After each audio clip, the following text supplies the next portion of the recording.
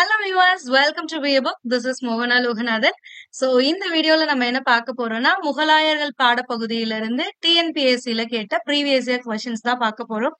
இது நம்மளோட part 2 video.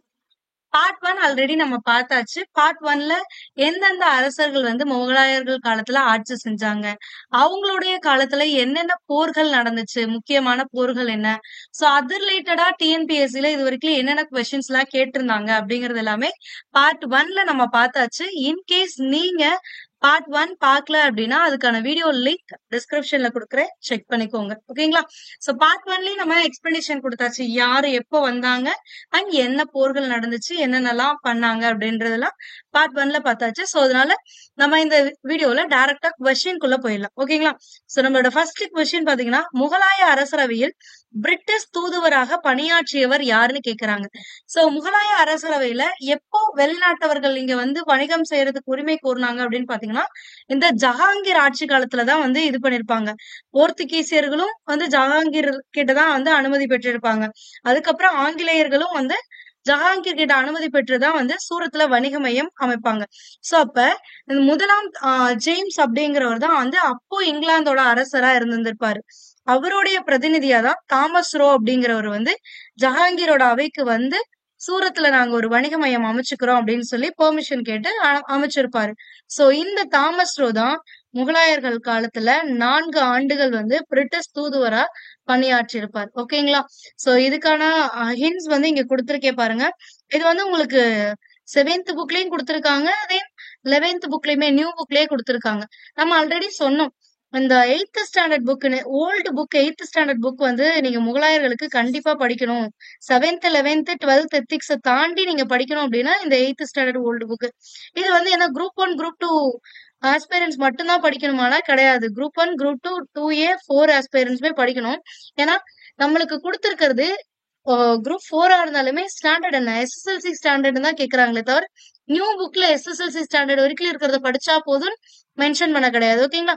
So இப்ப இந்த 8th புக் ஏன் படிக்கணும்னா, முன்னாடி சொன்ன மாதிரியேதான் முகலாயர்கள் பத்தி A to Z இருக்கிற ஒரு புக்கு பெஸ்ட் அப்படின்னு பாத்தீங்கன்னா இந்த 8th ஸ்டாண்டர்ட் ஓல்டு புக் தான். ஓகேங்களா? நெக்ஸ்ட், கம்ரான் அஸ்காரி ஹிண்டால் யாருடைய சகோதரர்கள் அப்படின்னு கேக்குறாங்க. கம்ரான் அஸ்காரி ஹிண்டால் இவங்க எல்லாருமே யாரோட சகோதரர்கள்னா ஹுமாயூனோட சகோதரர்கள். அதாவது பாபருக்கு அடுத்து பாபரோட மூத்த மகன் யாருன்னா ஹுமாயூன். இவர் தான் வந்து 1530ல ஆட்சிக்கு வருவாரு. ஏன்னா 1530ல தான் பாபர் இறந்துருவாரு. சோ அப்பதான் இவர் ஆட்சிக்கு வருவாரு. இப்ப பாபர் இருக்கும்போது என்ன சொல்லிருப்பாருன்னா, சகோதரர்களை நல்லா பாத்துக்கோ அப்படின்னு சொல்லிருப்பாரு. அதனால அந்த சகோதரர்கள் யாருன்னு பாத்தீங்கன்னா கம்ரான் அஸ்காரி ஹிண்டால் இவங்க 3 பேரும் தான் வந்து பாபருடைய சகோதரர்கள். இது வந்து உங்களுக்கு ஓல்டு புக்லயும் கொடுத்திருக்காங்க, 7th ஸ்டாண்டர்ட் புக்ல கொடுத்திருக்காங்க. இத பத்தி கம்ரான் அஸ்காரி ஹிண்டால்லாம் வந்து ஹுமாயூனோட சகோதரர்கள் அப்படின்னுட்டு. பட் 11th புக்ல உங்களுக்கு மென்ஷன் பண்ணல. ஏன் இதுல இருந்து நீங்க என்ன தெரிஞ்சுக்கணும்னா, நிறைய ஆஸ்பிரன்ஸ் என்ன பண்றீங்கன்னா, எடுத்த உடனே 7th 11thல இருக்கா, அப்போ 11thலயே எல்லாம் கம்ப்ளீட்டா கவர் ஆயிடும், அதனால நான் வந்து 11th புக்க படிச்சிடுறேன் அப்படின்றது நிறைய பேர் 11th மட்டும் படிச்சுட்டு விட்டுறீங்க. ஆனா 11th புக்ல கொடுக்காத நிறைய பாயிண்ட்ஸ 7th புக்ல கொடுத்திருப்பாங்க. இந்த 2 புக்லயும் கொடுக்காத நிறைய பாயிண்ட்ஸ உங்களுக்கு ஓல்டு புக்ல கொடுத்திருக்காங்க. சோ இந்த முகலாயர்கள் போர்ஷனுக்கு நீங்க கண்டிப்பா ஓல்டு புக் நீங்க படிச்சே ஆகணும். ஏன்னா முக்கியமான விஷயங்கள் எல்லாத்தையுமே இந்த நியூ புக்ல வந்து ஸ்கிப் பண்ணிட்டாங்க. அதனால ஓல்டு புக்க மறக்காம படிச்சிருங்க. 8th ஸ்டாண்டர்ட், அதாவது 8th ஸ்டாண்டர்ட்னா எந்த புக்னு பாத்தீங்கன்னா 2011 12 காலகட்டங்கள்ல இருந்த புக். ஓகேங்களா? நெக்ஸ்ட், தேர்ட் கொஸ்டின், சூர் வம்சத்தை நிறுவியவர் யாருன்னு கேக்குறாங்க. இந்த சூர் வம்சம் அப்படின்னா யார் வந்து ஆட்சி செய்வாங்க? ஷெர்ஷா சூர். அப்ப இவர்தான் ஷெர்ஷா அப்படிங்கிறவர் தான் இந்த சூர் வம்சத்தை நிறுவியவர். இவர் யாருன்னு பாத்தீங்கன்னா பீகார் உத்தரப்பிரதேஷ் பகுதிகளில் ஆட்சி செஞ்சுக்கிட்டு இருந்தவர். எப்போ? ஹுமாயூனுடைய காலத்துல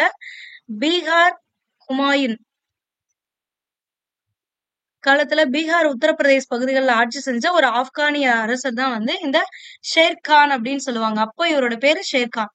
சோ இவர் தான் வந்து 1539ல சௌசா போர் நடக்கும். சௌசா போர் யாருக்கும் நடக்கும்னு பாத்தீங்கன்னா ஹுமாயூனுக்கும் ஷெர்கானுக்கும் நடக்கும். இதுல ஹுமாயூன் வந்து தோத்துருவாரு. ஷெர்கான் வந்து வின் பண்ணிருவாங்க. எப்ப 1539ல சௌசா போர்ல. அதுக்கடுத்து இதை தொடர்ந்து இப்ப என்ன பண்ணுவாருன்னா, ஹுமாயூன் தோத்துட்டாரு. அவர் வந்து கங்கை நதியை கடந்து தப்பி ஓடிடுவாரு ஆக்ராவுக்கு. உயிர் தப்புனா போதுன்னு போயிருவாரு. அப்புறம் போயிட்டு அங்கிருந்து அவங்களுடைய சகோதரர்கள் அஸ்காரி, ஹிண்டால் இவங்க எல்லாத்தையும் கூட்டிட்டு மறுபடியும் வருவாரு. கன்னௌசி போர் நடக்கும் 1540. இதுவுமே ஹுமாயூனுக்கும் ஷெர்கானுக்கும் தான் நடக்கும். இந்த போர்லயும் என்ன ஆயிடுவாருன்னா ஹுமாயூன் தோத்துருவாரு. சோ இதுக்கப்புறம் வேற வழியே இல்லை அப்படிங்கும் போது இவர் என்ன பண்ணிடுவாருன்னா பாரசீகம் ஓடிடுவாரு. இந்த பாரசீகம் இவர் போனதுக்கு அப்புறம் இந்திய பகுதிகளில் ஆட்சி செஞ்சவர் தான் இந்த ஷெர்ஷா. சோ இவருடைய பெயர் அப்படின்னு பாத்தீங்கன்னா ஷெர்கான் அப்படிங்கிறவரு. இவர் எப்போ ஆட்சி ஆரம்பிச்சாருன்னா 1540 ஆரம்பிப்பாரு. 1540 இருந்து 1555 வரைக்கும் இவருடைய ஆட்சி காலம் இருக்கும். அதாவது சூர் வம்சம் இருக்கும் இந்த பீரியட்ல. ஆனா இவர் 1540 இருந்து 45 வரைக்கும் தான் இருப்பாரு. அதுக்கப்புறம் இருக்கக்கூடிய ஒரு 10 ஆண்டுகள் இவங்களுடைய வம்சாவளிகள் ஆட்சி செஞ்சிருப்பாங்க. நெக்ஸ்ட் காலவரிசைப்படி அடுக்கவும். என்னென்ன கொடுத்திருக்காங்கன்னு பாருங்க. இளவரசர் குஷ்ருவின் கலகம். இளவரசர் குஷ்ரு யாரு? ஜஹாங்கீரோட மகன். அப்ப ஜஹாங்கீர் இருந்த காலம் அப்படின்னு பாத்தீங்கன்னா 1605 இருந்து 1627. அப்ப 1600க்கு மேலதான் இது 1605க்கு மேலதான் இந்த இளவரசர் குஷ்ருவுடைய கலகம் நடக்கும். அடுத்தது சௌசாப்போர். சௌசாப்போர் எப்போ 1539. இப்பதான் பார்த்தோம். சௌசாப்போர் யாருக்கும் நடக்கும்? ஷெர்கானுக்கும் ஹுமாயூனுக்கும் நடக்கும். இதுல ஷெர்கான் வின் பண்ணிடுவாரு, ஹுமாயூன் தோத்துருவாரு. ஓகேங்களா? அடுத்தது கன்வா போர். இந்த கன்வா போர் அப்படிங்கிறது 1527 நடக்கும். யாருக்கும் நடக்கும்னு பாத்தீங்க அப்படின்னா சித்தூர் ரஜபுத்திரரான ராணா சங்காவுக்கும் பாபருக்கும் நடக்கும். பாபருக்கும் ராணா சங்காவுக்கும் நடக்கும். இதுல பாபர் வின் பண்ணிடுவாரு, ராணா சங்கா தோத்துருவாரு. ஓகேங்களா? இதுக்கு பின்னாடி ஒரு ரீசனே இருக்கும். ஆக்சுவலா இந்த ராணா சங்கா தான் பாபருக்கு அழைப்பு விடுப்பாரு. டெல்லி சுல்தானியம் ஆட்சி காலத்துல ராணா சங்காவும் தௌலகான் லோடி இந்த 2 பேரும் தான் போய் பாபரை வாங்க, நீங்க இங்க படையெடுத்து வாங்க, எங்களுக்கு இப்ராஹிம் லோடியோட ஆட்சி பிடிக்கல, நீங்க எங்களை காப்பாத்துங்க அப்படின்ற மாதிரி எல்லாம் போய் காலில் உளுந்து கூப்பிட்டு வருவாங்க. ஆனா கடைசியில என்ன ஆகும் அப்படின்னா பாபர் ஃபர்ஸ்ட் தௌலகான் லோடியை வின் பண்ணிடுவாரு. அதுக்கப்புறம் இப்ராஹிம் லோடியும் தோற்கடிக்க டெல்லி சுல்தானியம் முடிவுக்கு வந்துரும். அதுக்கப்புறமா ராணா சங்கா மிச்சம் இருக்காருல்ல இவரு, சோ இவரு பிரச்சனை பண்ணுவாருல்ல, இதுக்கப்புறம் நான் தானே உனக்கு கூப்பிட்டா அது இதுன்னு, அதனால இவரையும் போட்டு தள்ளிடுறாரு. ஓகேங்களா? சோ இதுதான். அதுக்கு அடுத்தது இந்த பஞ்சாபில் பூபானிக் பிளேக் அப்படிங்கிறது 1897 நடந்த ஒரு பேண்டமிக் இது. சோ இந்த பிளேக் நோய் அதிக அளவு இதானது 1897 நடந்தது. அப்ப காலவரிசைப்படி எது முதல்ல? இந்த 4வதா கொடுத்திருக்க கன்வா போர் தான் ஃபர்ஸ்ட். அடுத்தது அடுத்து என்னது? சௌசா போர். சௌசா போர் 1539. பட் இங்க என்ன ஆர்டர்? 2வதா இருக்கு. ஆப்ஷன் ஏ தான் சரியான விடை. So next question. முகலாய பேரரசர் அவுரங்கசீப்பிற்கு பதிலாக புரந்தர் உடன்படிக்கையில் சிவாஜியோடு கையெழுத்திடப்பட்டது யார் அப்படின்னு கேட்டிருக்காங்க. ஆக்சுவலா சிவாஜியை பிடிக்க 2 பேர் போவாங்க. ஃபர்ஸ்ட் யார் போவானா இந்த சைஸ்டகான் போவாரு. அதுக்கு அடுத்தது ராஜா ஜெய்சிங் போவாங்க. சைஸ்டகான் போகும்போது என்ன ஆகும் அப்படின்னா சிவாஜியோட படைகள் சைஸ்டகான் கிட்டத்தட்ட ஒரு 400 பேர் கொண்ட படையை என்ன ஆகும்னா சைஸ்டகானை முற்றுகையிட்டுருவாங்க. சைஸ்டகான் தூங்கிட்டு இருக்க நேரத்துல தாக்குதல் நடத்த ஆரம்பிச்சிருவாங்க. சோ அதனால இவர் தப்பிச்சா போதும் சைஸ்டகான் ஓடி வந்துருவாரு. அதுல இந்த சைஸ்டகானுடைய கட்டை விரல் துண்டிக்கப்பட்டுரும். சோ தப்பிச்சு இவர் வந்துட்டாரு. இவரால சிவாஜி ஒண்ணுமே பண்ண முடியல. அதுக்கப்புறம் மறுபடியும் அவுரங்கசீப் என்ன பண்ணுவாருன்னா ஜெய்சிங், ராஜா ஜெய்சிங் அனுப்புவாரு. சிவாஜிய ராணா ஜெய்சிங்கோடைய அந்த முகலாய படை சுற்றி வளைச்சிரும். சோ வேற வழியே இல்ல, சிவாஜிக்கு தப்பிக்கிறதுக்கு வழியே இல்ல அப்படிங்கிற நிலைமை ஏற்படும். அந்த நேரத்துல சிவாஜி ஒரு அமைதி உடன்படிக்கைக்கு ஒத்துப்பாரு. அந்த அமைதி உடன்படிக்கை தான் எது அப்படின்னு பாத்தீங்கன்னா இந்த புரந்தர் உடன்படிக்கை. இது எப்ப நடக்கும்னா 1665 ஜூன் 11 நடக்கும். ஓகேங்களா? இந்த உடன்படிக்கை எப்ப நடக்கும்னா 1665 ஜூன் 11 தான் நடக்கும். சோ இதுபடி புரந்தர் உடன்படிக்கையில சிவாஜி கையெழுத்திடுவாரு. அதே மாதிரி ஜெய்சிங்கும் கையெழுத்திடுவாங்க. அப்ப இதுக்கான ஆன்சர் என்னன்னு பாத்தீங்கன்னா ஜெய்சிங். இந்த உடன்படிக்கைக்கு அப்புறம் சிவாஜியை டெல்லிக்கு கூட்டு போவாங்க. அங்க டெல்லியில இருந்து மறுபடியும் சிறை வச்சிருவாங்க. அவையில கூட்டு போயிட்டு சிறை வச்சிருவாங்க. ஆக்சுவலா இந்த புக்ல கைது செய்தே அழைத்து செல்றாங்கன்னு கொடுத்திருக்காங்க. பட் ஓல்டு புக்ல எல்லாம் எப்படி ஸ்டோரி வந்திருக்கும்னா சிவாஜி புரந்தர் உடன்படிக்கைக்கு சம்மதம் கையெழுத்திட்டதுனால சரி டெல்லி வாங்க போயிட்டு வரலாம் அப்படின்னு சொல்லிதான் கூட்டு போவாங்க. கூட்டு போயிட்டு அங்க அவையில வச்சு அவரை அவமானப்படுத்தி அதுக்கப்புறமா சிறையில் அடைச்சிருவாங்க. அதுக்கப்புறம் இவர் இது எல்லாத்தையுமே இது பண்ணிட்டு சிறையில இருந்து தப்பி வந்துருவாரு. அதுக்கப்புறம் தான் அந்த மராத்திய சாம்ராஜ்யம் உருவாகும். ஓகேங்களா? நெக்ஸ்ட் பாபர் படையெடுப்புகளில் தவறான இணை எதுன்னு கேக்குறாங்க. எது தவறான இணைன்னு கேட்டிருக்காங்க. காபூல் படையெடுப்பு 1504ங்கிறது சரியானது. காந்தஹார் படையெடுப்பும் 1522. அதாவது இதெல்லாம் எப்போ அப்படின்னா முதலாம் பானிபட் போருக்கு முன்னாடி. முதலாம் பானிபட் போர் 1526ல தான் நடக்குது. சோ இதுக்கப்புறம் தான் இந்தியாக்குள்ள முகலாயர்களோட ஆட்சிங்கிறதே ஆரம்பமானது. ஆனா இதுக்கு முன்னாடியே அவரு முதல் 4 படையெடுப்புகள் நடத்தியிருப்பாரு. அதுல ஒண்ணுதான் இந்த காபூல் படையெடுப்பு. இந்த காபூல் படையெடுப்பு 1504, காந்தகார் படையெடுப்பு 1522. இதெல்லாமே இப்ப தற்போதைய பாகிஸ்தான் பகுதிகள் இருக்குல்ல, அந்த பகுதிகள், வேற ஒண்ணும் இல்ல. கன்வா போர் அப்படிங்கிறது 1527ல நடக்கிறதா கன்வா போர். அதாவது 1526ல இப்ராஹிம் லோடிக்கும் பாபருக்கும் சண்டை நடக்கும். சோ இதுல பாபர் வின் பண்ணிடுவாரு. வின் பண்ணதுனால டெல்லி சுல்தானியம் க்ளோஸ் ஆகி முகலாய ஆட்சி காலம் தொடங்கும். அதுக்கப்புறம் இவருக்கு அழைப்பு விடுத்தாரு பாருங்க ராணா சங்கா. ஆல்ரெடி பார்த்தோம்ல, அந்த ராணா சங்காவுக்கும் பாபருக்கும் நடக்கிற போர் தான் கன்வா போர். சோ அப்ப அந்த கன்வா போர்லயும் பாபர் வந்து வின் பண்ணிடுவாரு. ஆனா அது எந்த ஆண்டு நடந்துச்சு அப்படின்னா பானிபட் போர் நடந்த அடுத்த வருஷமே 1527லயே நடக்கும். சோ அப்ப ஆனா இங்க என்ன கொடுத்திருக்காங்கன்னா 1528ன்னு கொடுத்திருக்காங்க. அப்ப மூன்றாவது ஒண்ணு தவறு. அடுத்து பானிபட் போர் எப்ப நடக்கும்? 1526. இப்பதான் பார்த்தோம். பானிபட் போர் யாருக்கும் நடக்கும்னு கூட கேட்பாங்க. சோ அதனால கேர்ஃபுல்லா இருங்க. சோ அப்ப இந்த 4வது சரி. அப்ப 1, 2, 4 சரியான இணை, 3 மற்றும் என்னது தவறான இணை. ஆப்ஷன் டி தான் சரியான விடை. அடுத்தது முதலாம் பானிபட் போர் நடந்த ஆண்டு என்னன்னு கேக்குறாங்க பாருங்க.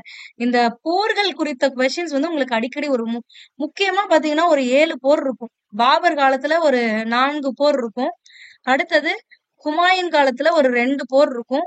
அக்பர் காலத்துல ஒரு முக்கியமான போர் இருக்கும். இந்த போர்களுடைய வருஷத்தை வந்து அடிக்கடி கேட்டுட்டே இருப்பாங்க. பாபர்ல என்னன்னு பாத்தீங்கன்னா இவர் வந்து 1526ல பானிபட் போர். இது பாபர். இது எல்லாமே பாபரோட தான் நடக்கும். பாபர் வெர்சஸ் இப்ராஹிம் லோடி, இவங்களுக்கு நடந்ததுதான் வந்து இந்த பானிபட் போர், இப்ராஹிம் லோடி. அடுத்தது இதுக்கு அடுத்த வருஷமே 1527ல என்ன நடக்கும் அப்படின்னு பாத்தீங்கன்னா இந்த கன்வா போர் அப்படிங்கிறது நடக்கும். இது என்னன்னா இவருக்கு அழைப்பு விடுத்தாரு பாருங்க ராணா சங்கா, அவருக்கும் இவருக்கும் நடக்கிறது தான் வந்து இந்த போர். இதுல இவர் தோற்கடிக்கப்படுவார். மறுபடியும் 1528ல சந்தேரி போர் அப்படின்னு ஒண்ணு நடக்கும். இந்த சந்தேரி போருங்கிறது மேதினி ராய் அப்படிங்கிறவங்களோட நடக்கிறது. மேதினி ராய். இந்த ராணா சங்காவும் மேதினி ராயும் யாருன்னா ரஜபுத்திரர்கள், வேற யாரும் கிடையாது. ஓகேங்களா? இதுக்கு அடுத்து 1529 கண்டினியூஸா வரும் பாருங்க. 26, 27, 28, 29. 29 என்னன்னா காக்ரா போர். இந்த காக்ரா போர் அப்படிங்கிறது ஆப்கானியர்களுக்கு எதிராக வந்து நடந்தது. பாபருக்கும் ஆப்கானியர்களுக்கும் நடந்ததுதான் வந்து இந்த காக்ரா போர். இது காக்ரா நதிக்கரையோரம் நடந்ததுனால காக்ரா போர்னு சொல்லுவாங்க. இந்த 4 போர்களை பத்தி கேட்டுட்டே இருப்பாங்க. ஓகேங்களா? அதே மாதிரி ஹுமாயூன் காலத்துல அப்படின்னு பாத்தீங்கன்னா 1539ல சௌசா போரு, 1540ல கன்னோஜ் போர்னு சொல்லுவாங்க, இல்லைன்னா கன்னோசி, ரெண்டுமே ஒண்ணுதான். தமிழ் இங்கிலீஷ் அவ்வளவுதான். கன்னோசி, கன்னோஜ். இது ரெண்டுமே யாரு கூடனா ஷேர்கான் இருக்காருல்ல, ஷெர்ஷான் பின்னால சூர் வம்சத்தை தோற்றுவிச்சு வரல, அவருக்கும் ஹுமாயூனுக்கும் நடக்கும். இந்த போர் பத்தி அடிக்கடி கேட்பாங்க. அதுக்கு அடுத்து லாஸ்டா அக்பருக்கு வந்து என்னன்னா 2ஆம் பானிபட் போர் 1556, 2ஆம் பானிபட் போர். இந்த 2ஆம் பானிபட் போர் வந்து ஹெமுவுக்கும் வெர்சஸ் அக்பர், இவ்வளவுதான். ஓகேங்களா? இந்த போர்கள் முக்கியம். அப்ப எந்த ஆண்டு முதலாம் பானிபட் போர்? 1526ல ஏப்ரல் மாதம் 21வது நாள் நடக்குது. ஆக்சுவலா இந்த பாபர் வந்து முதலாம் பானிபட் போர்ல வின் பண்றதுக்கு முக்கிய பங்கு வச்சது எதுன்னா பாபருடைய பீரங்கி படை. இதுவும் முக்கியமான ஒரு பாயிண்ட். இதுவும் இது ரிலேட்டடாவும் கொஸ்டின்ஸ் கேட்பாங்க. அப்ப பீரங்கி படை, ஆர்ச்சிலரி அப்படின்னு சொல்லுவாங்க. இது வந்து ரொம்பவே முக்கியமான ஒரு விஷயம். நெக்ஸ்ட், முதல் பானிபட் போரில் எந்த இருவருக்கு இடையில் நடைபெற்றது போர் அப்படின்னு கேட்டிருக்காங்க. இப்பதான் பார்த்தோம் யார் யாருக்கும் நடுவில் நடக்கும். முதல் பானிபட் போருங்கிறது இப்ராஹிம் லோடிக்கும் அடுத்து பாபருக்கும் நடக்கிறது தான் வந்து இந்த முதலாம் பானிபட் போர். இந்த போருக்கு அழைப்பு விடுத்தவங்க யாருன்னு பாத்தீங்கன்னா தௌலகான் லோடி வந்து அழைப்பு விடுத்திருப்பாரு. பஞ்சாபுடைய ஆளுநரா இருந்த தௌலகான் லோடி வந்து டெல்லி சுல்தானியத்தோடைய சேர்ந்தவர் தான். ஆனா இவருக்கு இப்ராஹிம் லோடியோட ஆட்சி பிடிக்காதனால இவர் என்ன பண்ணுவாருன்னா ஒரு சில வாரிசுரிமை இதுதான், வேற ஒண்ணும் கிடையாது. சோ அதனால இவருக்கு அழைப்பு விடுத்து கடைசியில இவரே எதிர்த்து நிப்பாரு. 1525 முதலாம் பானிபட் போர் நடக்கிறதுக்கு முன்னாடியே பஞ்சாப் வந்து பாபர் ரீச் பண்ணும்போது இல்ல நீங்க வர வேணாம், அப்படி போங்க அப்படின்னு சொல்லி இந்த தௌலகான் லோடியை இது பண்ணுவாரு. அப்பவே வந்து பாபருக்கும் தௌலகான் லோடிக்கும் சண்டை நடக்கும். அதுல வந்து பாபர் வந்து வின் பண்ணுவாரு.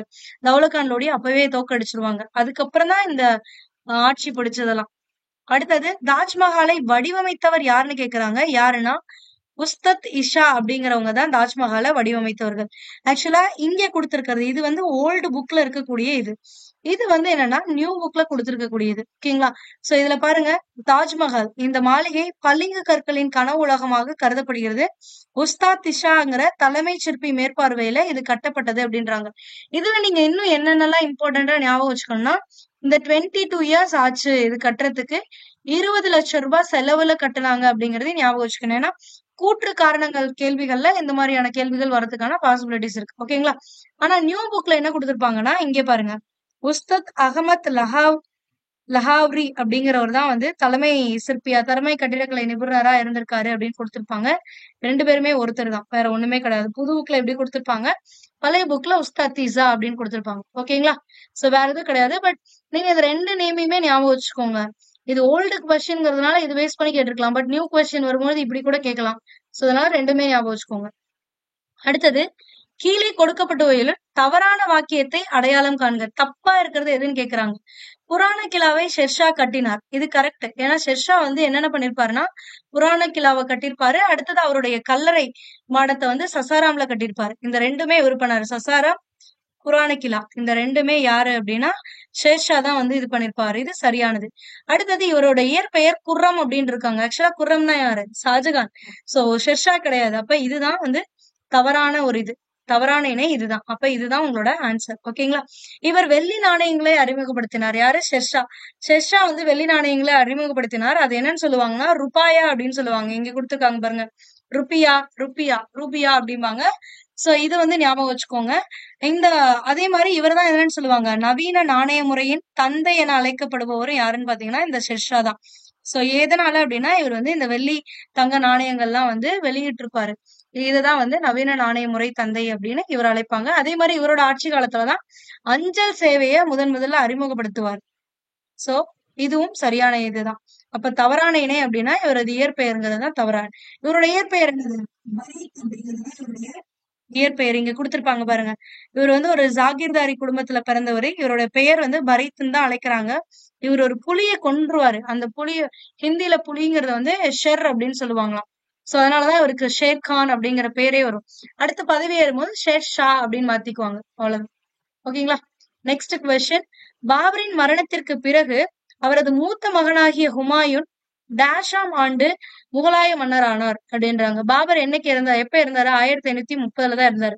அப்ப 1530 இருந்து அதுக்கு அடுத்து வர ஆட்சி காலங்கள் எல்லாமே ஹுமாயூனோடது. அப்ப ஹுமாயூன் வந்து 1530 தான் ஆட்சிக்கு வந்தாரு. கீழ்கண்ட எந்த முகலாய மன்னரின் பெயருக்கு அதிர்ஷ்டசாலி அப்படின்னு பொருள் கேக்குறாங்க. ஃபர்ஸ்ட், அக்பர் அப்படின்னா என்னன்னா கிரேட்டஸ்ட்னு அர்த்தம். கிரேட்டஸ்ட், உயர்ந்த அப்படிங்கிற மீனிங், கிரேட்டஸ்ட் அப்படின்னு அர்த்தம். அடுத்தது, பாபர் அப்படின்னா என்னது, நம்பிக்கையை காப்பாற்றுபவர் அப்படின்னு அர்த்தம். நம்பிக்கையை காப்பாற்றுபவர்.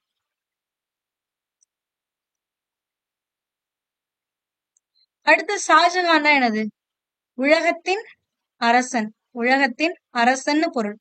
அப்போ இதுல ரிமைனிங் இருக்கிறது ஒன்னே ஒண்ணுதான். என்னது, ஹுமாயூன் அப்படின்னா என்னன்னா அதிர்ஷ்டசாலின்னு அர்த்தம். பட் இந்த விஷயம் எதுவுமே உங்களோட நியூ புக்ல கொடுக்கவே இல்லை. இங்க இருக்கக்கூடிய இந்த போட்டோ வந்து என்னன்னா ஓல்டு புக்ல 8th ஸ்டாண்டர்ட்ல இருக்கிறது. இதனாலதான் 8th ஸ்டாண்டர்ட் படிங்க அப்படிங்கிறது. ஓகேங்களா? சோ ஹுமாயூன் அப்படின்னா அதிர்ஷ்டசாலி. அண்ட் இது ரிலேட்டடா இன்னொரு விஷயம் என்னன்னா, இவர் பேரு தான் அதிர்ஷ்டசாலி. ஆனா இவரோட வாழ்க்கை முழுக்க அதிர்ஷ்டம் இல்லாத ஒருத்தரா இருந்திருப்பாரு. சோ பாபருடைய மகன்களே அதிர்ஷ்டம் இல்லாத மகன் யாருன்னு கேட்டா இந்த ஹுமாயூன் தான். பாபருக்கு 4 மகன்கள் இருந்தாங்க. யார் யாரு, அஸ்காரி, ஹிண்டால், கம்ரான், இந்த ஹுமாயூன். இதுல அதிர்ஷ்டம் இல்லாதவங்க அப்படின்னு பார்த்தா இந்த ஹுமாயூன் தான். அதே மாதிரி ஸ்டான்லி லேன்பூல் அப்படிங்கிறவரு ஒரு விஷயம் சொல்லிருப்பாரு. என்னன்னு பாத்தீங்கன்னா, ஒரு அரசராக படுதோல்வி அடைந்தார், கீழே விழுவதற்கு ஒரு வாய்ப்புக்கு வருமேயானால் அதை தவறவிடும் மனிதர் ஹுமாயூன் அல்ல அப்படிங்கிறாரு. அதாவது கீழே உருவத்துக்கு ஒரு சான்ஸ் கிடைச்சிச்சு அப்படின்னா அதை கண்டிப்பா மிஸ் பண்ணாம கீழே விழுந்துருவாரு அப்படின்னு சொல்றாரு. ஓகேங்களா? அதே மாதிரி இவர் இறந்ததுக்கு அப்புறமும் இந்த லேன்பூல் ஒரு விமர்சனம் கொடுப்பாரு. என்னன்னா, வாழ்க்கை முழுவதும் தவறிய ஹுமாயூன் வாழ்க்கையை விட்டே தவறி விட்டார் அப்படின்னு சொல்லி கொடுத்திருப்பாங்க. சோ இதுவுமே வந்து முக்கியமான கூற்று. யார் அப்படின்னு பாத்தீங்கன்னா இந்த லேன்பூல் தான். Next question. செயிஸ்ட் கான் பூனாவில் முகாமிட்டிருந்த போது சிவாஜி எத்தனை வீரர்களோடு பூனாவினுள் நுழைந்து முகலாய படையை தாக்கினான்னு கேட்டிருக்காங்க. எத்தனை பேர் அப்படின்னு பாத்தீங்கன்னா 400 பேர். நாம ஆல்ரெடி சொன்னோம்ல, அவுரங்கசீப் என்ன பண்ணுவாருன்னா சிவாஜியை வந்து அடக்கிட்டு வாங்க அப்படின்னு சொல்லி 2 பேர் அனுப்புவாரு. அதுல முதல்ல யார் அனுப்புவாருன்னா இந்த சைஸ்டகான் தான். சைஸ்டகான் வந்து பூனா போயிருப்பாரு. பூனா போயிட்டு அங்க அவர் அடக்கிறதுக்காக அங்க முகாமிட்டு இருப்பாரு. அதாவது முன்னாடி போய் அங்க தங்கி இருப்பாரு. அப்போ முகாமிட்டு இருக்கிற இடத்துக்கு வந்து சிவாஜி வந்து 400 வீரர்களோட வந்து சுத்தி வளைச்சிருவாரு. சேஸ்டிகான் எதிர்பார்க்காத நேரத்துல இவர் தாக்குதலை நடத்துவாரு. இதுலதான் வந்து இவரோட கட்டை விரல் துண்டாகும். அதுக்கப்புறம் இவர் தப்பிச்சா போதுன்னு ஓடி வந்துருவாரு அப்படின்னு பார்த்தோம். அப்ப எத்தனை வீரர்கள் அப்படின்னா 400 வீரர்கள். இதுவுமே உங்களுக்கு எதுல கொடுத்திருக்காங்க அப்படின்னா 8th ஸ்டாண்டர்ட் ஓல்டு புக்ல தான் வந்து கொடுத்திருக்காங்க. இப்ப இருக்கக்கூடிய புக்ல எதுலயுமே இந்த இன்ஃபர்மேஷன் கிடையாது. ஓகேங்களா? அண்ட் இந்த மாதிரிலாம் கூட கேள்வி கேட்பாங்களா, இதெல்லாம் வந்து அவ்வளவு முக்கியமா, 400 படை வீரர்களோட வந்து உள்ள வந்ததெல்லாம் ஒரு முக்கியமான விஷயமா அப்படின்னு பாத்தீங்கன்னா இதுவும் முக்கியமான விஷயம் தான். ஏன்னா அதனாலதான் என்ன பண்ணிருக்காங்க, கேட்டிருக்காங்க. சோ அதனால நீங்க இந்த மாதிரி ஒரு சில விஷயங்களை மிஸ் பண்ணாதீங்க. இதுல இருந்து நம்ம தெரிஞ்சுக்க வேண்டியது இதுதான். எந்த கொஸ்டின் வேணாலும் கேட்பான், நம்ம எல்லாத்தையும் முழுமையா படிக்கணுங்கிறது நம்ம கடமை. ஓகேங்களா? மேவாரின் ராணா பிரதாப் சிங்கிற்கு எதிராக ஹால்திகாட் போரில் முகலாய ராணுவத்தை வழிநடத்தி சென்றவர் யார் அப்படின்னு பாத்தீங்கன்னா மான்சிங் அப்படிங்கிறவர் தான் வழிநடத்தி செல்வாரு. ஆக்சுவலா இதுக்கான ஹிண்ட் எங்க இருக்கு அப்படின்னா 12th ஹிஸ்டரி, இப்போ இல்ல 12th ஹிஸ்டரி ஓல்டு புக்ல வந்து இதுக்கானது இருக்கு. கிட்டத்தட்ட சமச்சீர் காலகட்டங்கள்லாம் வரதுக்கு முன்னாடி ஒரு புக் இருந்துச்சு பாருங்க, அதுல இத பத்தி கொடுத்திருக்காங்க உங்களுக்கு. அதாவது இன்னும் சொல்ல போனா 2010-13 காலகட்டங்கள்ல இருந்த புக்ல தான் வந்து இத பத்தி கொடுத்திருக்காங்க. அந்த ஹிண்ட் இதோ இங்க இருக்கு பாருங்க. மேவாரின் ராணாக்கள் மட்டும் பலமுறை தோல்விகளை தழுவிய போதிலும் அடிப்பணையை மறுத்தாங்க. யாருக்கு? முகலாயர்களுக்கு. சோ இப்ப 1576ஆம் ஆண்டு ஹால்திகாட் என்ற இடத்தில் நடைபெற்ற போரில் மான்சிங் தலைமையிலான முகலாய படைகள் ராணா பிரதாப் சிங்கை முறியடித்தது. சோ இதுதான் வந்து இங்க கொடுத்திருக்காங்க. அப்ப ஹால்திகாட் போர் யாருக்குன்னா ராணா பிரதாப் சிங்குக்கும் முகலாய படையை வழி நடத்தி சென்ற மான்சிங்க்கும் நடக்கும். ஓகேங்களா? சோ இப்ப மான்சிங். கூற்று காரணம் கொஸ்டின். பாபர் முதலாம் பானிபட் போரில் வெற்றி பெற்றார். இது சரி. 1526ல பாபர் என்ன பண்ணுவாரு, முதலாம் பானிபட் போர்ல இப்ராஹிம் லோடியை தோற்கடிப்பார். இப்ராஹிம் லோடியை தோற்கடிக்கிறார்னா இவர் வின் பண்ணிட்டாருன்னு அர்த்தம். அப்ப இது சரி. அடுத்தது பாபர் பீரங்கி படை போரில் பயன்படுத்தினார். இது முக்கியமான இவரோட வெற்றிக்கு காரணமே என்னன்னு பாத்தீங்கன்னா இந்த பாபரோட பீரங்கி படை தான் இவர் பயன்படுத்தினார். இதுவும் சரி. அப்ப கூற்று காரணம் ரெண்டுமே சரி. அண்ட் இவர் வெற்றி பெற்றதுக்கான காரணமும் என்ன அப்படின்னு பாத்தீங்கன்னா இந்த பாபர் பீரங்கி படையை பயன்படுத்தினதுதான். அப்ப இதுவும் சரியான விளக்கம் தான். அப்ப option A answer. Next, dash முகலாய கட்டிடக்கலையின் சிறப்புமிக்க வடிவமாகும் அப்படின்றாங்க. இப்பவுமே உலக அதிசயங்கள்ல ஒன்றா இருக்கக்கூடிய தாஜ்மஹால் தான் வந்து முகலாய கட்டிடக்கலையோடைய சிறப்புமிக்க வடிவமா இருக்கு. ஓகேங்களா? சோ அதே மாதிரி இந்த ஷாஜகான், இது யாரு கட்டினாங்க அப்படின்னு பாத்தீங்கன்னா ஷாஜகான் கட்டியிருப்பாரு. ஷாஜகானோட காலம் கட்டிடக்கலையின் பொற்காலம் அப்படின்னு அழைப்பாங்க. இதே மாதிரி உங்களுக்கு இன்னொன்னு கேட்பாங்க, அதாவது முகலாயர்களின் பொற்காலம் அப்படின்னா யாரோட காலம்னாலும் ஷாஜகானோட காலம் தான். காரணம் என்ன அப்படின்னா இவங்களோட கட்டிடக்கலை வளர்ச்சி தான். அப்ப கட்டிடக்கலைக்கு வளர்ச்சியில இருக்காங்க அப்படின்னா அவங்களுடைய பொருளாதார நிலையம் வளர்ந்திருந்திருக்கும். அதனாலதான் இது வந்து பொற்காலம் அப்படின்னு சொல்லியிருப்பாங்க. ஓகேங்களா? Next question. அக்பர் பதேபூர் சிக்ரியில் புலந்தர் வாசாவை கட்டினார். புலந்தர் வாசாவை கட்டினார். இது கூற்று. அடுத்தது இதுக்கான காரணம் அவரது குஜராத் வெற்றியின் நினைவாக அது கட்டப்பட்டது அப்படின்னு கொடுத்திருக்காங்க. சோ அப்ப அக்பர் தான் வந்து பதேபூர் சிக்ரியில புலந்தர் வாசாவை கட்டினாரு. இதுவும் சரிதான். அண்ட் இது எதுக்காக கட்டினாருன்னா அவரோட குஜராத் வெற்றியை வந்து நினைவுக்காக தான் வந்து கட்டினாரு. சோ அப்ப இந்த ரெண்டுமே சரி. ஏ மற்றும் ஆர் இரண்டும் சரி. ஏ உடைய சரியான விளக்கம் தான் இந்த காரணம். ஓகேங்களா? சோ இத பத்தி உங்களுக்கு எங்க கொடுத்திருக்காங்க இந்த ஹிண்ட் அப்படின்னு பாத்தீங்கன்னா 8th ஸ்டாண்டர்ட் ஓல்டு புக். ஓகேங்களா? இங்க பாருங்க கொடுத்திருக்காங்க. அக்பர் பதேபூர் சிக்ரியை குஜராத் வெற்றியின் நினைவாக கட்டினார். புலந்தர் வசா என்ற நுழைவாயில் மிகச்சிறந்த ஒன்றாகும். இதுல இருக்கக்கூடியதான், இங்க இருக்கக்கூடியதான். அப்ப பதேபூர் சிக்ரியில தான் புலந்தர் வாசாவும் இருக்குன்னு அர்த்தம். அடுத்து, அக்பர் அவருடைய ரஜபுதிர கொள்கைக்கு பெயர் போனவர். இதுல வந்து இந்த இதுல எது சரி அப்படிங்கறது, சரி எது தப்பு அப்படிங்கறத நீங்க சொல்லணும். அக்பர் வந்து அவருடைய ரஜபுதிர கொள்கைக்கு பெயர் போனவர். உண்மையா சொல்ல போனா இவர் பெயர் போனவர் தான். ஏன்னா உறவுகள் மூலியமா என்ன பண்ணாருன்னா இவருடைய பரப்பை வந்து விரிவுபடுத்திக்கிட்டதும் இல்லாம அமைதியை வந்து நாட்டினார் அரசுல. அவரோட அரசாட்சியில் அவர் ஜெய்ப்பூர் அரசர் ராஜா பிஹாரி மாலின் முதல் மகளை திருமணம் செய்து கொண்டார். ஹர்காபாயை திருமணம் செஞ்சாங்கன்னு சொல்லுவோம்ல அக்பர், ஜோதா அக்பர். சோ அவங்களே இவர் திருமணம் செஞ்சுக்கிட்டாங்க. அப்ப ரெண்டுமே சரி. ஆப்ஷன் ஏ அண்ட் பி சரி. ஓகேங்களா? இதை பத்தி எங்க கொடுத்திருக்காங்கன்னா அக்பர் ஆம்பூர் அப்படின்றதுதான் ஜெய்ப்பூர். ஆம்பூர் நாட்டு அரசர் ராஜா பார்மல்னு கொடுத்திருப்பாங்க உங்களுக்கு நியூ புக்ல. பக்கத்திலேயே இங்க கொடுத்திருக்காங்க பாருங்க, பீகாரிமால் என்று அழைக்கப்பட்டவர் அப்படின்னு. அப்ப ராஜா பார்மலுடைய மகள் ஹர்காபாய். ஹர்காபாயை தான் மணந்தாங்க. அப்ப ஹர்காபாய்க்கு பின்னால இவங்களோட பேர் என்ன வந்துருச்சு? ஜோதா அக்பர் அப்படின்னு வந்துருச்சு. ஓகேங்களா?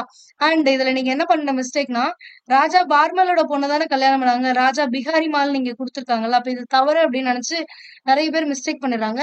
பட் அவரோட பேர் தான் வந்து இந்த பிஹாரி மால். அதனால நீங்க என்ன பண்ணா, பிராக்கெட்ல ஒரு விஷயம் கொடுத்திருந்தாலும் அதுவும் என்ன அப்படிங்கறத பாக்கணும்.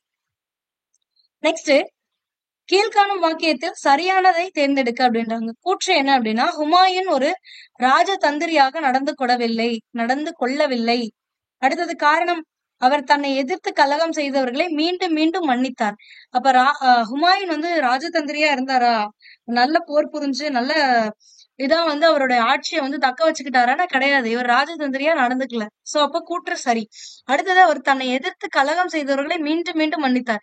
இவரோட ஆட்சி காலத்துல அதிக அளவு கலகம் செஞ்சது யார் அப்படின்னு பாத்தீங்கன்னா, இவங்களுடைய சகோதரரான கம்ரான், அஸ்காரி, அதுக்கடுத்தது ஹிண்டால்.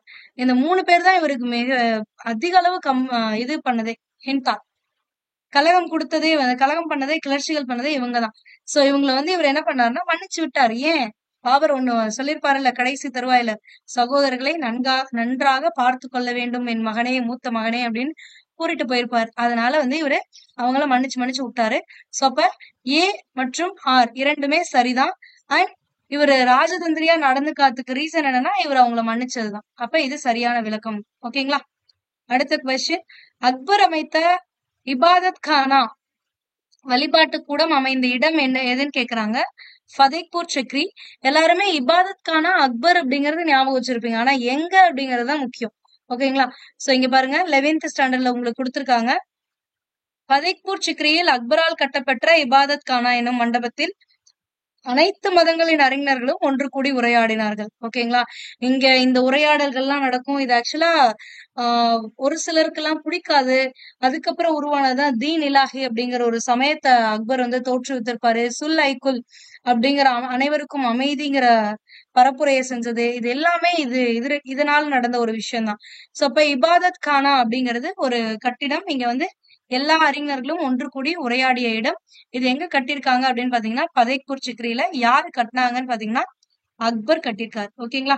நெக்ஸ்ட் கொஸ்டின், உலகின் ஒளி என அழைக்கப்பட்டவர் யார் அப்படின்றாங்க. உலகின் ஒளி அப்படின்னு யார் அழைப்பாங்க அப்படின்னா, நூர்ஜஹான். அதாவது ஜஹாங்கீரோட மனைவி மெஹரனிஷான்னு படிச்சிருப்பீங்க. இந்த மெஹரனிஷாக்கு இன்னொரு பேர் என்னன்னா நூர் மஹால் அப்படின்னு சொல்லுவாங்க. அரண்மனை ஒளி அப்படின்னு சொல்லுவாங்க. அதுக்கு அடுத்தது இவருடைய சிறப்பு பெயர் என்னன்னா அரண்மனை மொழி, அதாவது நூர் மஹாலுடைய சிறப்பு பெயர். அதுக்கடுத்து இந்த ஜஹாங்கீர் வந்து இவரை எப்படி கூப்பிடுவாங்க அப்படின்னு பாத்தீங்கன்னா, நூர் ஜஹான் அப்படின்னு கூப்பிடுவாங்க.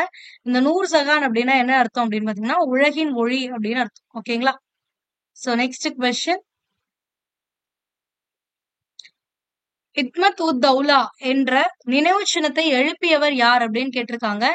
இத்மத் உத் தௌலா அப்படிங்கிறது என்னன்னா, இப்ப நம்ம பார்த்தோம்ல இந்த நூர்ஜஹான் மெஹர்னிஷாவோட அப்பா தான் வந்து, அப்பாவுக்காக ஜஹாங்கீர் கட்டின கல்லறை தான் வந்து இது, வேற எதுவுமே கிடையாது. சோ அதாவது நூர்ஜஹான் தன்னோட மாமனாருக்காக ஜஹாங்கீர் கட்டின கல்லறை தான் இத்மத் உத் தௌலா அப்படிங்கிறது. ஓகேங்களா? அடுத்தது, இதே மாதிரி இவர் வந்து ஜஹாங்கீர் வந்து இவங்க அப்பாவுக்கும் கட்டியிருப்பாரு, மாமனாருக்கும் கட்டியிருப்பாரு. ஓகேங்களா? அப்பாவுக்கு எங்க கட்டியிருப்பாரு அப்படின்னா சிக்கந்தர்ல வந்து கட்டியிருப்பாரு. இது வந்து அப்பாவுக்கு கட்டினது சிக்கந்தரால. மாமனாருக்கு கட்டினது எங்கன்னு பாத்தீங்கன்னா ஆக்ரால கட்டியிருப்பாரு. ஓகேங்களா? அதே மாதிரி லாகூர்ல ஒரு பெரிய மசூதி கட்டினதும் இவர் தான். ஷாலிமர், நிஷாத் பூந்தோட்டங்களை உருவாக்கியவர் யாருன்னு கேட்கலாம். அதுவும் உங்களுக்கு இங்க கொடுத்திருக்காங்க. சோ இதையும் பாத்துக்கோங்க. இந்த விஷயமுமே வந்து உங்களுக்கு 8th ஸ்டாண்டர்ட் ஓல்டு புக்ல தான் கொடுத்திருக்காங்க. அடுத்து, ஷாஜகானின் ஆட்சி காலம் முகலாயர்களின் பொற்காலமாக கருதப்படுகிறது. ஏனென்றால் நம்ம ஆல்ரெடி பார்த்தோம். ஏன் முகலாயர்களோட கலை கட்டிடக்கலை முன்னேற்றம். அப்ப இவங்க இதுல முன்னேறி இருக்காங்கன்னா பொருளாதாரத்திலயும் முன்னேறி இருந்திருப்பாங்க அப்படின்னு சொல்லி கொடுத்திருப்பாங்க. சோ அப்ப இவர வந்து ஷாஜகானுக்கு இன்னொரு பெயர் இருக்கு. என்ன அப்படின்னு பாத்தீங்கன்னா கட்டிடக்கலையின் இளவரசர் அப்படின்னு பேர் இருக்கு. அதே மாதிரி பொறியாளர் பேரரசர்னு இருக்கு. இத கூட கொடுத்து கேட்கலாம் உங்ககிட்ட. ஓகேங்களா? சோ இதுக்கான ரீசன் என்ன அப்படின்னா இவரோட காலகட்டத்துல இருந்த கட்டிடக்கலை தான். அப்படி இவர் என்னென்னலாம் கட்டினாரு? தாஜ்மஹால் கட்டினாரு. அடுத்தது ஜும்மா மசூதி கட்டினாரு. ஜும்மா மசூதி என்னன்னா சிவப்பு நிற கற்கள் வச்சுதான் கட்டியிருப்பாரு. ஆனா அதுல வெள்ளை பளிங்கு கற்களை பயன்படுத்தி இருப்பாரு. ஓகேங்களா? சோ இந்த கொஸ்டின் ஆக்சுவலா இப்போ குடுக்குற புக்ல எல்லாம் என்ன பண்றாங்கன்னா ஜும்மா மசூதி வெள்ளை பளிங்கு கற்களால் கட்டப்பட்டது அப்படின்னு மட்டும்தான் கொடுக்குறாங்க. ஆனா இது இது வந்து 2 கற்களுமே பயன்படுத்தியிருப்பாங்க. பேஸ்ல வந்து எதனா சிவப்பு கற்கள் தான் வந்து மணற்கற்களை தான் பயன்படுத்தியிருப்பாங்க. அதுக்கு மேல அந்த அழகிய வேலைப்பாடுகளுக்கு வந்து வெள்ளை பளிங்கு கற்களை பயன்படுத்தி இருப்பாங்க. இது வந்து உங்களுக்கு ஓல்டு புக்ல தான் கிளியரா கொடுத்திருப்பாங்க. நியூ புக்ல எல்லாமே வெள்ளை பளிங்கு கற்கள் அப்படின்னு மட்டும் கொடுத்திருப்பாங்க. அதுக்கடுத்து என்ன கட்டினாரு? தாஜ்மஹால், ஜும்மா மசூதி, லால் குயிலா ஞாபகம் இருக்கா? லால் குயிலானா என்ன? ஃபர்ஸ்ட் இதுலயே பார்த்தோம். லால் குயிலானா செங்கோட்டை. அந்த செங்கோட்டை எதுல கட்டியிருப்பாங்க? சிவப்பு நிற மண்கற்கள்ல தான் வந்து கட்டியிருப்பாங்க. சோ அதனாலதான் முகலாயர் கால கலை க முகலாயர் காலத்துல ஷாஜகானோட காலத்துலதான் கலை கட்டிடம் வந்து முன்னேற்றம் அடைஞ்சுச்சு. அடுத்தது சீக்கிய குரு தேஜ் பகதூரை கொலை செய்த முகலாய மன்னன் யார் அப்படின்னு பாத்தீங்கன்னா இந்த அவுரங்கசீப். இவங்கதான். ஆக்சுவலா என்ன நடக்கும்னா இந்த சீக்கிய குரு பதவிக்கு வந்து ராம்ராய் அப்படிங்கிறவங்களுமே வந்து இது பண்ணுவாங்க, வாரிசு உரிமை கேட்பாங்க. சோ அந்த காரணமா அவங்க பண்ற சூழ்ச்சிகள்னால ஒரு கிளர்ச்சியே வந்து உருவாகும்.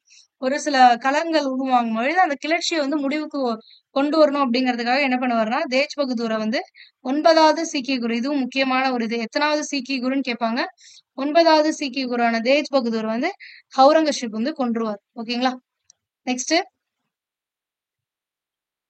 கீழ்கண்டவற்றுள் தவறான பதிலை தேர்ந்தெடுக்க. எது தப்பு அப்படின்னு கேட்டிருக்காங்க.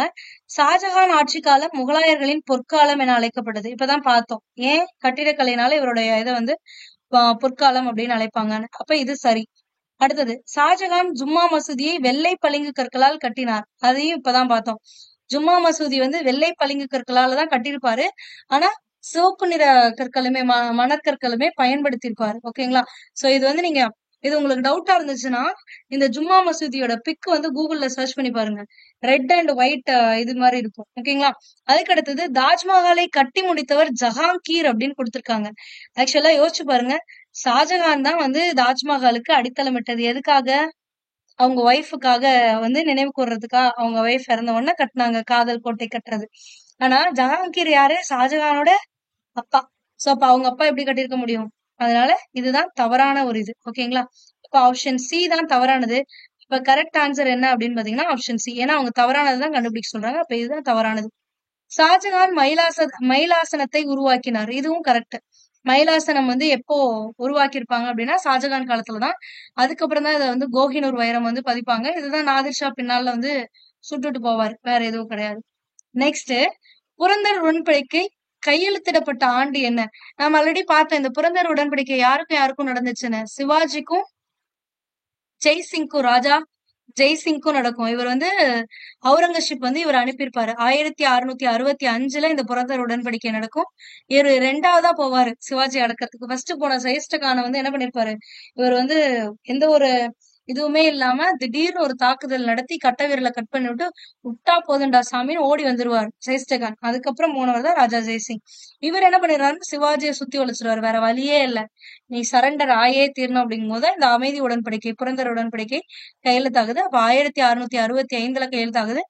நாளும் கேட்பாங்க எப்போ அப்படின்னா ஜூன் 11 தான் வந்து கையெழுத்திடுவாங்க. நெக்ஸ்ட் கொஸ்டின், தவறுபடா ஆணையை பிரகடனப்படுத்திய முகலாய அரசர் யார்? தவறுபடா ஆணையை பிரகடனப்படுத்தியவர் யாருன்னு பாத்தீங்கன்னா அக்பர் தான் பண்ணுவார். ஓகேங்களா? இத பத்தி உங்களுக்கு எங்க கொடுத்திருக்காங்க அப்படின்னு பாத்தீங்கன்னா old book, 8th standard old book. இங்கதான் வந்து இது கொடுத்திருக்காங்க. தவறுபட ஆணையை பிரகடனப்படுத்தினார் யாரு? அக்பர். ஓகேங்களா? இவர் தான் இபாதத் கானா அப்படிங்கிறது. அதுக்கு அடுத்தது என்ன? தீன் இலாஹி, புதிய சமயம், இது எல்லாமே இவர் தான். நெக்ஸ்ட், பின்வருவனவற்றில் எது சரியாக பொருந்துகிறதுன்னு கேக்குறான். இங்க இருக்கிறதுல எது கரெக்ட் அப்படின்னு கேக்குறான்.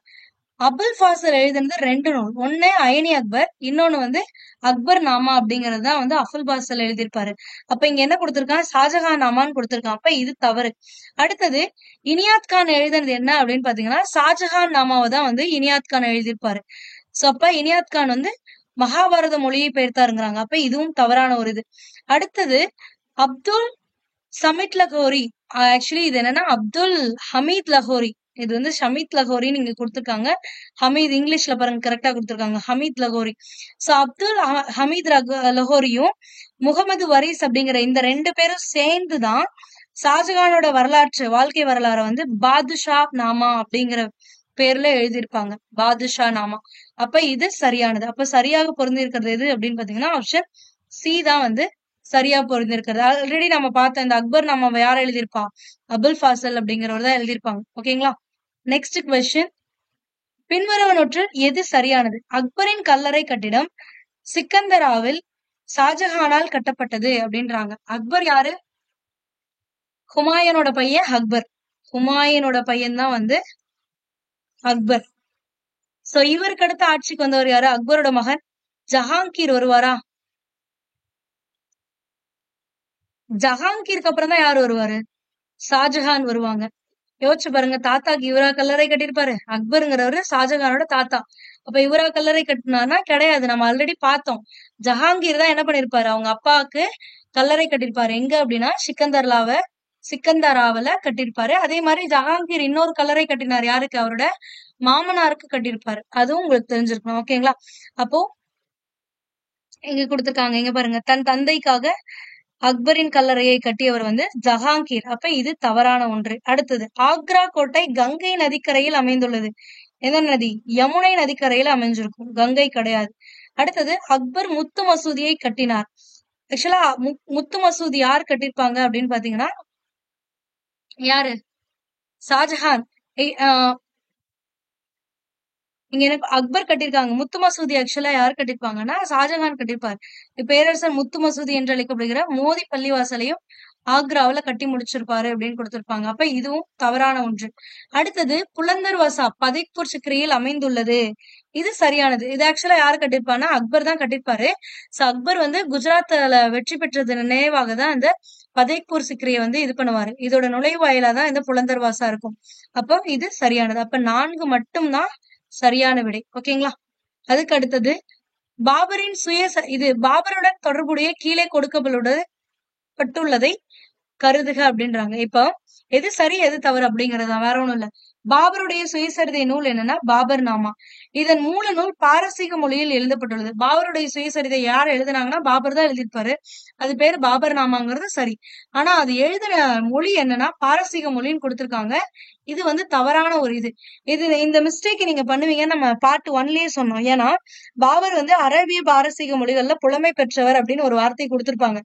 ஆனா இப்போ புது புக்ல எல்லாம் வந்து என்ன பண்ணிருப்பாங்கன்னா எந்த மொழியில பாபர் நாமா எழுதப்பட்டிருக்கு அப்படிங்கறது கொடுக்கவே இல்லை.